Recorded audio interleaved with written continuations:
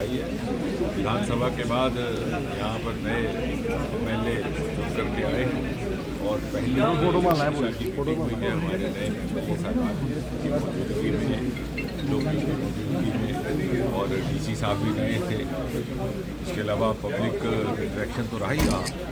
मुझे लग रहा है कि आने वाले वक्त में किश्तवाड़ का बड़ा उज्जवल भविष्य है। हमारे यहाँ जो नए प्रोजेक्ट्स एक के बाद एक मोदी जी के आशीर्वाद से यहाँ प्रारंभ हुए हैं। बक्कल टोल का 1000 मेगावाट का प्रोजेक्ट, कीरू का प्रोजेक्ट, और जो रुके हुए थे बल्कि जो यूपीए सरकार ने रोक दिए थे, जैसे रेटले प्रोजेक्ट 850 मेगावाट का, वो भी अब काम करना शुरू हो गया है। और कुल मिलाकर के जब ये सारे प्रोजेक्ट्स फंक्शनल हो जाएंगे तो हमारा ये अनुमान है कि लगभग 8000 मेगावाट बिजली का ईजाद किश्तवाड़ से होगा। उत्तर भारत का शुमाली हिंद का ये सबसे बड़ा पावर हब होगा।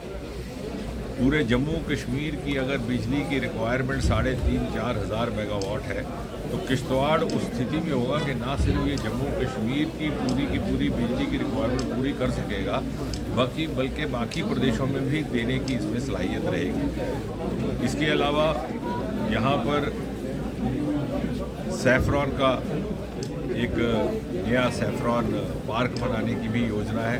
केंद्र सरकार ने उसकी मंजूरी दे दी है। बहुत जल्दी मुनासिब जगह की शिनाख्त करके केंद्र से हमारे कृषि मंत्री यहाँ पर तशरीफ लाएंगे, उसका शिलान्यास होगा। LOP साहब उसमें ज़ाती तौर पर दिलचस्पी ले रहे हैं कि किस तरह से उसकी आगे उसकी व्यवस्था की जाए। नीलम की कान सफ़ायर माइंस का एक्सप्लोरेशन का काम भी शुरू हो चुका है। National mineral NMDC national mineral development corporation रहा करती है मरकज़ में, इत्तेफाक से मैं भी उसका सदस्य हूँ, मेंबर हूँ। वहाँ पर भी ये विषय आया था और इसको हम ज़रा तेज़ गति दे रहे हैं ताकि ये एक रेवेन्यू का नया ज़रिया बनेगा। तो सैफरॉन भी रहेगा, सफ़ायर भी रहेगा, बिजली के प्रोजेक्ट्स भी रहेंगे। तो कुल मिलाकर के रोज़गार का कई हज़ार बच्चों के लिए, नौजवानों के लिए एक ज़रिया रहेगा। इसके अलावा जो लेवेंडर का हमारा एक कामयाब प्रोजेक्ट रहा है भद्रवा में, और जिसको अब उधमपुर ने भी अपनाया लाठी के खित्ते में, और पास के जो सूबे हैं हिमाचल प्रदेश, उत्तराखंड में, उसको किश्तवाड़ में किस तरह से आगे बढ़ाया जाए और उसको भी एक स्टार्टअप का ज़रिया बनाया जाए, उसको लेकर के भी आज यहाँ पर ताला हुआ, उसके बारे में विचार विमर्श हुआ। और चूँकि DC साहब भी नए थे, उसको लेकर के वो भी हमारे पब्लिक रिप्रेजेंटेटिव्स के हमरा बैठ करके करेंगे।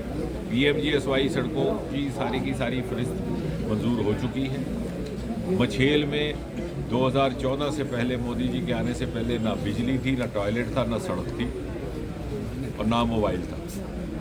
आज वहाँ सड़क भी बन रही है, मोबाइल टावर लग चुके हैं, टॉयलेट कॉम्प्लेक्सेस बन चुके हैं, और बिजली की तार बिछाने का इंतज़ार ना करना पड़े इसलिए सोलर प्रोजेक्ट 1000 मेगावाट का लग चुका है। तो कहने का मतलब ये है कि 60-70 बरस तक सन 2014 से पहले जो इस खित्ते को उस तरह की तवज्जो नहीं मिल पाई जिसका ये हकदार था, और मुसलसल इसे कशमकश में रहना पड़ा, संघर्ष में रहना पड़ा, दहशतगर्दी के दौर से गुजरना पड़ा, आज उसकी भरपाई करने का वक्त आया है। और मोदी जी के आशीर्वाद से वो सारी कोताहियों की पूर्ति करने में हम किसी न किसी तरह से आगे बढ़ रहे हैं।